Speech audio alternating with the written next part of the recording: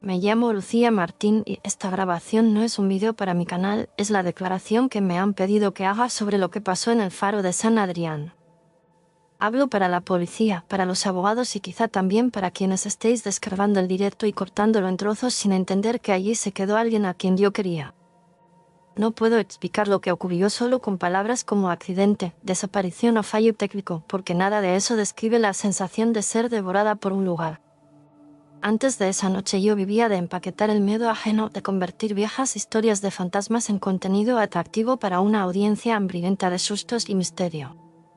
Mi canal se llama Umbral y siempre decía que habría una puerta entre lo que se cuenta y lo que se calla, pero descubrí demasiado tarde que algunas puertas se cierran desde dentro. El faro de San Adrián está en una pequeña aldea de la costa gallega, una mancha de casas bajas agarradas al acantilado como si temieran que el mar se las tragara de un bocado. Llegamos allí la tarde del 31 de octubre con el maletero lleno de cámaras, trípodes, linternas y esa ilusión nerviosa que siempre sentimos antes de un especial importante. Te lo recuerdo, grabamos, hacemos nuestro espectáculo y si algo se complica cortamos y nos vamos, esta vez sin heroísmos.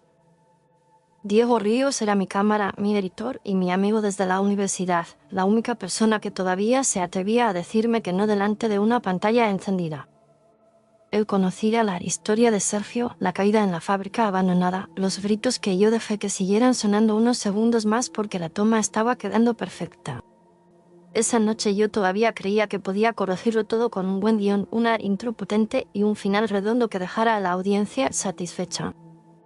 Habéis venido en el peor día y, al mismo tiempo, en el único en que quizá os hagan caso. La mujer que nos recibió en la pensión se llamaba Maruxa y pertenecía a esa generación que aprendió a bajar la voz cuando la conversación se acercaba a la palabra guerra. El faro ya no es faro, ahora él es un ojo cerrado que algunos insisten en seguir molestando.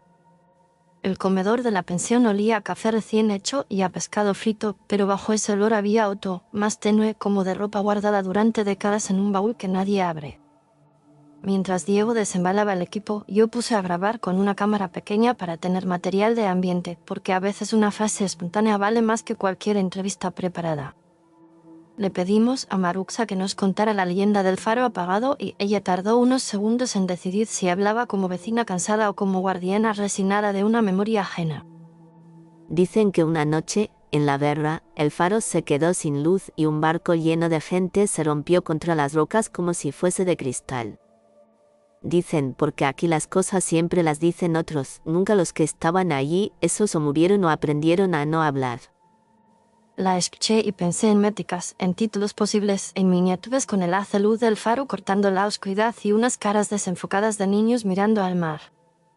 Esto te va a dar un pico de audiencia, pero solo si sabemos poner límites, Lucida. Diego buscaba el equilibrio entre el espectáculo y la prudencia, pero yo llevaba meses viendo caer las visualizaciones y el faro se me presentaba como la oportunidad perfecta para remontar. En la habitación de la pensión extendimos el equipo sobre la cama, mientras el cielo se volvía de un gris casi violeta y el mar empezaba a pegar más fuerte contra las rocas. A medianoche hacemos la introducción aquí, con ella de fondo si quieren, luego subimos al faro, unos planos exteriores, interior, un par de psicofonías y visto. Ese era el plan razonable, el plan que podíamos vender como seguro y bien pensado, un plan que, por supuesto, no sobreviviría al encuentro con el chat en directo. A las 11 abrimos un directo corto de prueba, solo para avisar a la audiencia, responder preguntas y calentar el ambiente antes del especial de la noche. La pantalla del portátil se llenó de mensajes en segundos, una avalancha de saludos, teorías y chistes, esa masa informe de voces que siempre parece divertida hasta que te das cuenta de que puede empujarte a donde no quieres ir.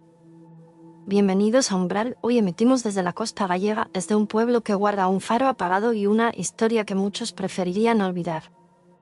Yo soy Diego, la voz razonable, y prometo que si algo se sale de control da para esto antes de que acabemos flotando en el Atlántico. Los comentarios se llenaron de bromas sobre chalecos salvavidas y fantasmas marineros, gente pidiendo sustos fuertes, otros advirtiendo que no juguemos con según qué cosas. Entre los mensajes varios preguntaban si habría retos, si nos atreveríamos a quedarnos a solas en el faro, si usaríamos una tabla para comunicarnos con los muertos, como si la tragedia necesitara accesorios para ser vendible. Esta noche no necesitamos artificios, el lugar tiene historia suficiente por sí mismo, vosotros solo tenéis que acompañarnos y escuchar. Lo dije con convicción, pero cuando vi subir el contador de espectadores decidí que, si se mantenía alto, les daría algo más que una visita guiada y 4 golpes de viento. Cerramos la conexión de prueba y comenzamos a prepararnos para la subida al faro que se alzaba en la distancia como una columna gris recortada sobre el cielo nocturno. Si de verdad vais a subir, mejor antes de que empiece la tormenta de verdad. Aquí el tiempo cambia rápido y al faro le gusta tragarse a los confiados. No sabía si lo decía en serio o si disfrutaba un poco del papel de anciana que avisa lo justo, pero su mirada, cuando se posó en mí, tuvo algo de su pica. Y si por algún motivo escucháis voces de niños, no respondáis, no prometáis nada, no digáis vuelvo enseguida, eso lo oyen muy claro.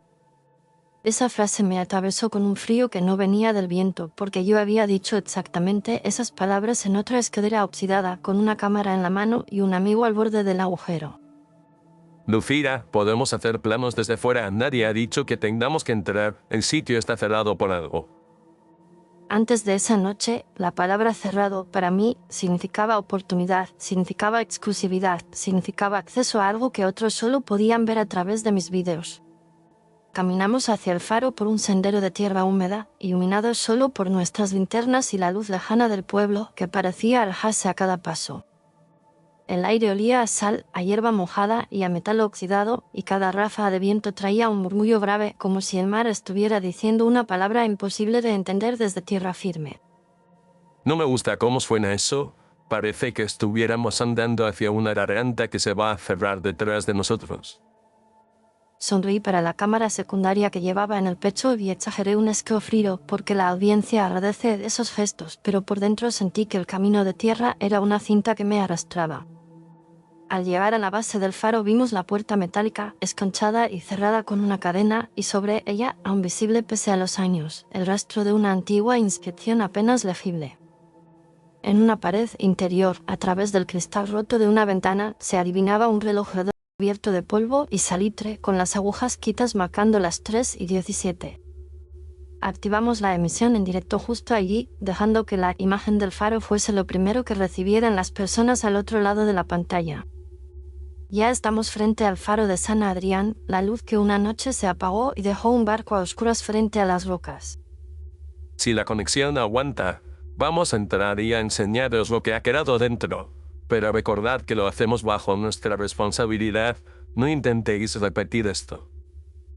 El chat estalló en una lluvia de mensajes animándonos a forzar la puerta, a buscarla a la escalera, a bajar al sótano del que nadie había hablado aún, como si supieran que todo el edificio viejo oculta un subsuelo.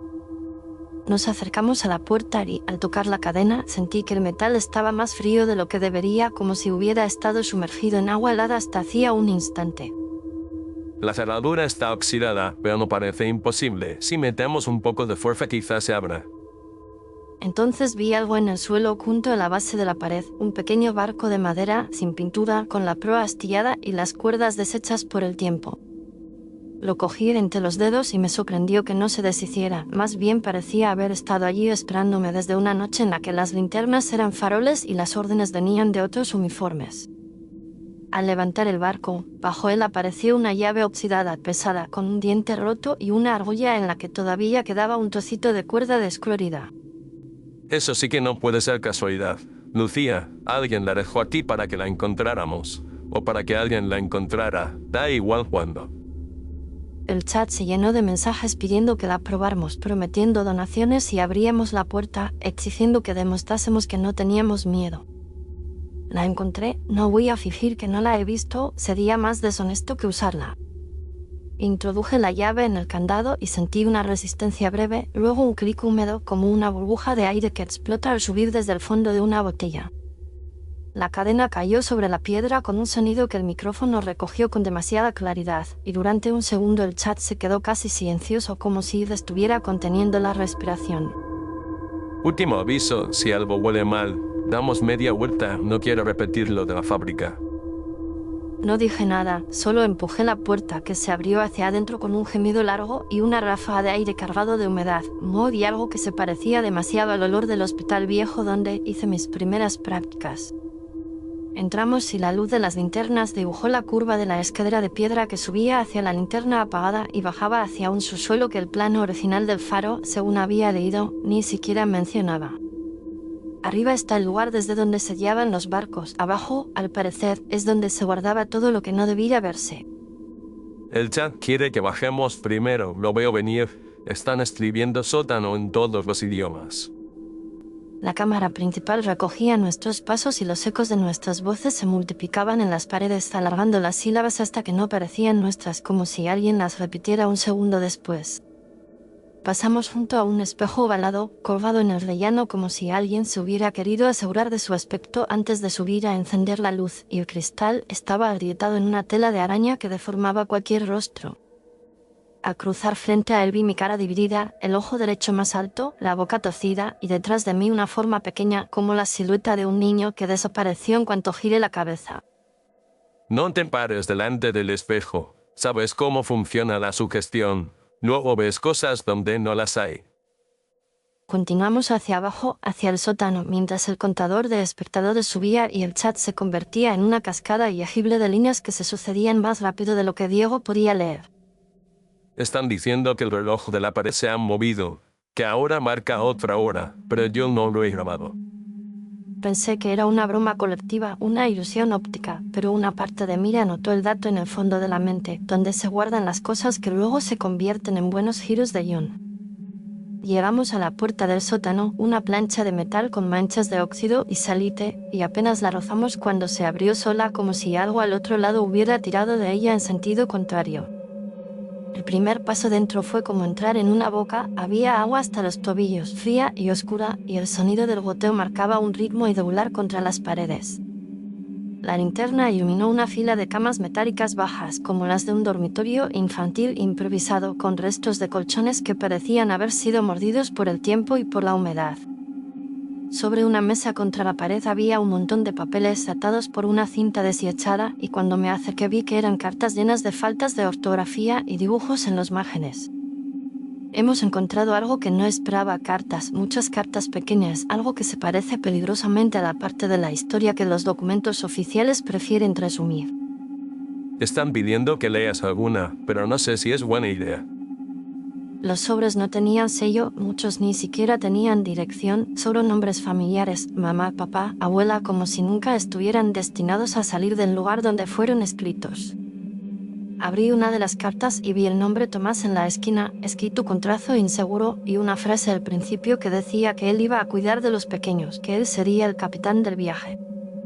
Voy a leer solo una para que sepáis quiénes esperaban la luz de este faro, no para que os riáis de sus palabras, sino para que las oigáis por primera vez. Querida mamá, no llores, la señorita Isa dice que el viaje será corto y que veremos muchos peces desde el barco. Yo cuidaré de Elisa y de los demás. Aquí huele a mar por todas partes. Cuando llegue te escribiré otra vez. Los comentarios se han puesto serios, incluso los que siempre hacen bromas están tellados, solo ponen corazones y velas. Al pronunciar el nombre de la enfermera Isa, la temperatura del aire pareció bajar y el agua en la que estábamos metidos se agitó sin que ningún objeto físico la hubiera tocado. El chat comenzó a llenarse de mensajes preguntando quién era esa mujer, qué había hecho, por qué no había salido en la leyenda que habíamos contado al principio. Entre las cartas encontré otra, escrita con una letra diferente, adulta, pero temblorosa, empezada y nunca terminada, con manchas de tinta corridas por gotas de agua. Queridos padres de los niños, sé que esperáis noticias y promesas, pero hoy he recibido una orden que no sé cómo explicar sin traicionarla. Me han dicho que apague la luz un momento, solo un momento, para que el barco no se vea desde lejos. No seguí leyendo en voz alta, porque el resto de la frase era una confesión desnuda que hablaba de miedo, de obediencia ciega y de la esperanza de volver a tiempo.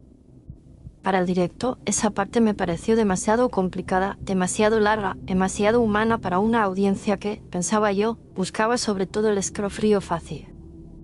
Lucía, si vas a contar su historia, cuéntala entera, no la edites como editas tus vídeos. Le lancé una mirada rápida, irritada, y tuve la tentación de decirle que sin edición no hay relato, que sin selección no hay forma, pero el agua fría me subió un poco más y me callé. El reloj del faro, arriba, marcaba ya las 3:10, o eso dijeron quienes miraban la emisión cuadro a cuadro, porque nosotros estábamos encerrados en ese sótano sin ventanas. Empecé a notar que el agua subía, primero hasta los gemelos, luego hasta las rodillas, aunque Diego insistía en que era solo nuestra percepción, multiplicada por el miedo y la oscuridad. La puerta se ha cerrado. No sé si por el viento o por algún mecanismo, pero el chat está diciendo que se ha oído un golpe muy fuerte.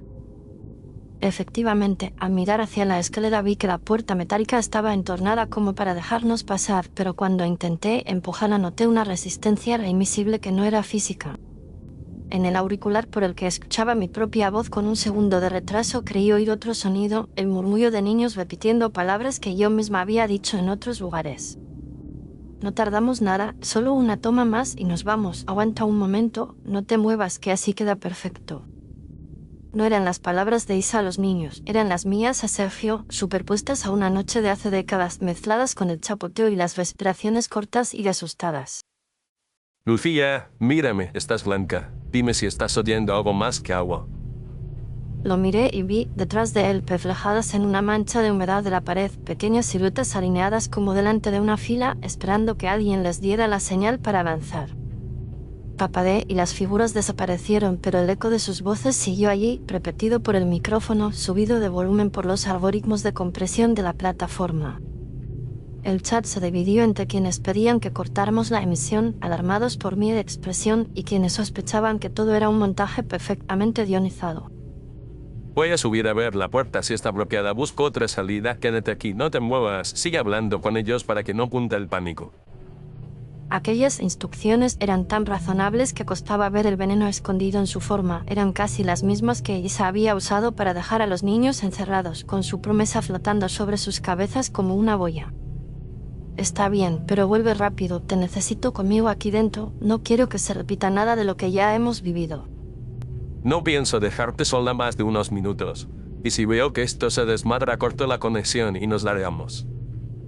Lo vi subir los escalones, el agua goteando de sus pantalones, y durante un segundo pensé que nada de aquello tenía por qué salir mal, que todavía estábamos a tiempo de salir con un buen vídeo y con todos vivos. Entonces, en el espejo de la escalera, y algo que no estaba allí un segundo antes, la figura de un chico más joven que Diego, con el pelo pegado a la frente y los labios morados, mirándolo con reproche. Podría haber sido una proyección de mi culpa, una alucinación, pero la cámara también lo captó, aunque muchos lo tomaran después por un efecto de edición o un fallo de compresión. El agua me llevaba ya a mitad del muslo cuando escuché el primer golpe arriba, un sonido seco seguido de un chapoteo fuerte, como si algo pesado cayera en un volumen de agua mucho mayor que el que había en el sótano. Diego, contesta, dime algo, aunque sea que soy una exagerada, pero dilo ya.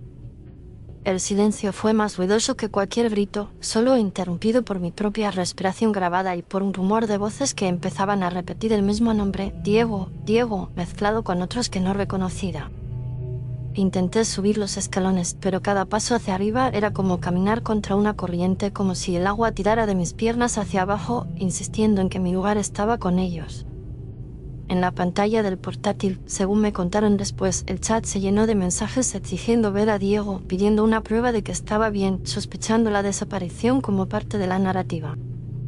Yo solo veía la escalera vacía y el reloj en la pared del rellano marcando por fin las 3:17, la hora en que el faro se apagó décadas atrás y la hora en que el vídeo empezaba a deformarse.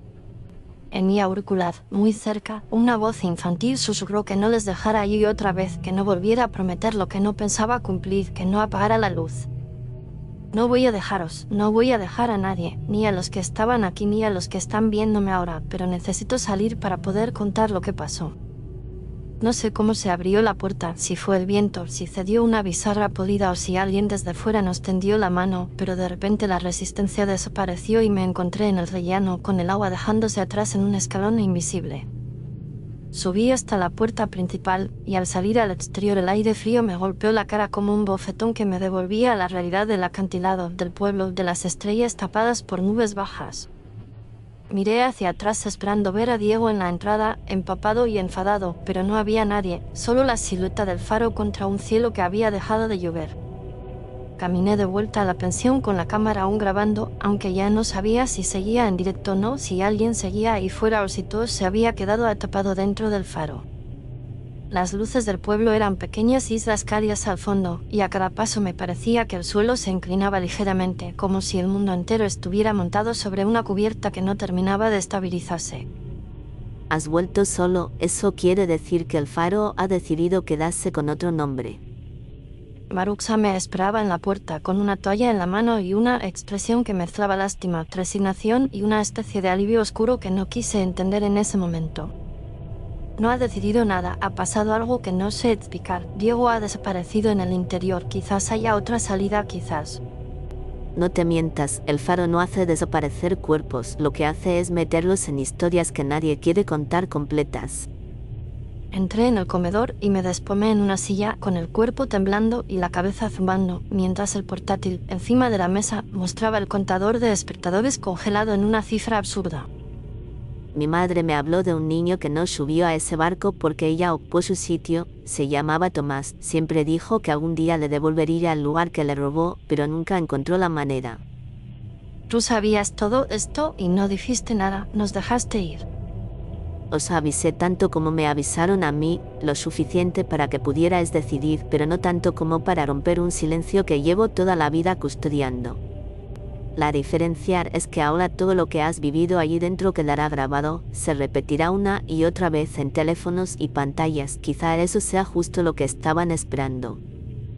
Me enseñó la lista de nombres otra vez con Tomás y Elisa escritos con la misma tinta que se había corrido en las cartas, y me pidió que, si iba a publicar algo, los dejara entrar también en el relato, no como ruido de fondo sino como protagonistas. Después llegaron los agentes, los interrogatorios, las búsquedas, los drones sobrevolando el acantilado, los buzos en las caras, las noticias con titulares que hablaban de YouTube, faro maldito y posible desaparición voluntaria. Señor Martín, necesitamos que nos explique con exactitud qué vio y qué oyó en el interior del faro, dejando de lado cualquier interpretación sobrenatural. El funcionario hablaba con tono neutro, pero sus ojos buscaban cualquier grilleta por la que pudiera colarse una contradicción útil para acusarme de negligencia, de imprudencia, de algo que pudieran poner en un informe. Vi agua donde no debería haber tanta, vi sombras donde no debería haber nadie, vi voces de niños repitiendo palabras que yo misma había dicho en otros sitios. ¿Y en qué momento perdió de vista al señor Ríos? En el instante en que decidió subir a comprobar la puerta, en el momento en que nuestras promesas se separaron, la suya para cortar a tiempo, la mía para seguir hablando pase lo que pase. ¿Es consciente de que su emisión en directo se volvió viral, de que millones de personas han visto su reacción y la supuesta desaparición en tiempo real? Me enseñaron fragmentos del vídeo, o lo que quedaba de él, porque el archivo estaba dañado, había tramos en los que la imagen se congelaba mientras el audio seguía, y otros en los que el chat parecía adelantarse a los acontecimientos. En una de las partes, cada vez que el reloj marcaba las 3:17, la pantalla parpadeaba y se superponían caras de niños tomadas de fotos de archivo como si algún algoritmo hubiese decidido decorar la tragedia. Yo no había añadido esos efectos, al menos no de manera consciente, pero la plataforma siguió reproduciéndolos incluso después de que borráramos el vídeo, como si quedara una copia en algún lugar al que no teníamos acceso. El archivo está corrupto, pero no por nuestra culpa. Hay saltos que no entiendo, voces que no son nuestras, nombres que nadie pronunció. Hay usuarios que aseguran oírle leer una lista de nombres completa, con Tomás, Elisa y otros muchos. ¿Puede confirmar si eso sucedió? No los leí todos, solo mencioné a Tomás, al menos eso recuerdo, pero cada vez que escucho la grabación me parece oír mi propia voz pronunciando nombres que jamás salieron de mi boca. No sé si el faro se limitó a usar mi canal como altavoz o si, de algún modo, decidió terminar por sí mismo la narración que yo había censurado, completando su propia lista de víctimas. Desde aquella noche, cada vez que suena una notificación en mi móvil a las 3:17, siento el olor del agua estacada del sótano y oigo un chapoteo suave bajo el suelo, aunque esté en un piso alto en medio de la ciudad. A veces, en silencio, abro el archivo que conseguí rescatar del directo, una versión descargada por un espectador antes de que se dañara el original, y avanzo hasta el minuto maldito. La pantalla se queda en negro unos segundos y luego aparece mi rostro en el sótano pálido y empapado y mi voz comienza a recitar nombres en una cadencia tranquila casi designada. Reconozco algunos de esos nombres por la lista de Maruxa, otros me parecen inventados, pero puede que solo sean variantes de apellidos mal escritos en documentos antiguos que yo nunca he visto. Tomás, Elisa, Andrés, Pilar, Samuel, Carmen, niños que fueron colocados en una fila y enviados a una oscuridad que nadie quiso nombrar. Ese fragmento se repite una y otra vez hasta que cierro el archivo y sé que en algún lugar, en alguna copia que no controlo, seguirá corriendo solo, alimentando teorías, análisis y versiones distorsionadas. Esta es la parte de mi declaración que no sé si servirá para un juicio, pero quizás sirva para otra cosa, para que quien la escuche entienda que hay lugares que no soportan una mentira más. Yo mentí por omisión, recorté las cartas de Isa, oculté nombres, suavicé la historia de Sergio, convertido lodes ajenos en episodios bien montados con música de fondo y miniaturas sugerentes. El faro de San Adrián me obligó a quedarme sin edición, sin cortes, sin posibilidad de repetir una toma, me dejó sola con una historia que ya estaba escrita antes de que yo llegara. No sé si Diego sigue vivo en algún lugar físico o si ahora forma parte de ese coro de voces que se cuelan en mis altavoces cuando nadie más está en línea. Lo único que sé es que aquella noche crucé un umbral del que no hay vuelta atrás y que cada vez que alguien reproduce ese directo, aunque sea para burlarse, las voces infantilmente obstinadas obtienen unos segundos más de atención. Si algo puedo pedirle a quien escucha esto es que, cuando vuelva a encontrarse con una historia real detrás de un vídeo, piense un momento en las personas cuyos nombres no aparecen en el título, pero que son las que pagan el precio. Y ahora, dejando a un lado mi declaración formal, quiero dirigirme a ti que estás al otro lado, no como testigo en un informe, sino como oyente de historias de fantasmas breves. Gracias por haber escuchado esta historia hasta el final, por haberte quedado conmigo en el faro de San Adrián, incluso cuando la oscuridad se hizo más espesa. Si esta narración te ha estremecido, te ha hecho pensar o simplemente te ha acompañado durante un rato, te agradecería mucho que dejases un me gusta en el vídeo. Suscribirte al canal y activar las notificaciones nos ayuda a seguir cruzando juntos ese umbral entre los vivos y los muertos, entre las voces que se recuerdan y las que se pierden. Cuéntame en los comentarios qué parte de la historia se te ha quedado más clavada, si ha sido el sótano guindado, la lista de nombres o el reloj detenido a las 3:17. Si quieres apoyar aún más este proyecto, puedes hacerlo escaneando el código QR que verás en la esquina inferior derecha del vídeo o utilizando el enlace de donación que encontrarás en la descripción. En esa misma descripción encontrarás también enlaces a otras obras de nuestro canal, pertenecientes a series muy diferentes con fantasmas, maldiciones y misterios que te esperan en cada esquina. No puedo contarte aquí los detalles de esas otras historias, pero te aseguro que cada una guarda su propia sombra y su propio secreto. Te invito a perderte entre ellas cuando termine este vídeo, a dejar que otras voces susurren en tu oído, siempre con una vela encendida de prudencia y curiosidad.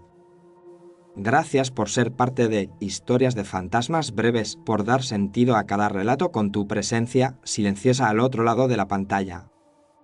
Me despido por ahora deseándote una noche tranquila y esperando encontrarte en nuestro próximo cuento de sombras y susurros.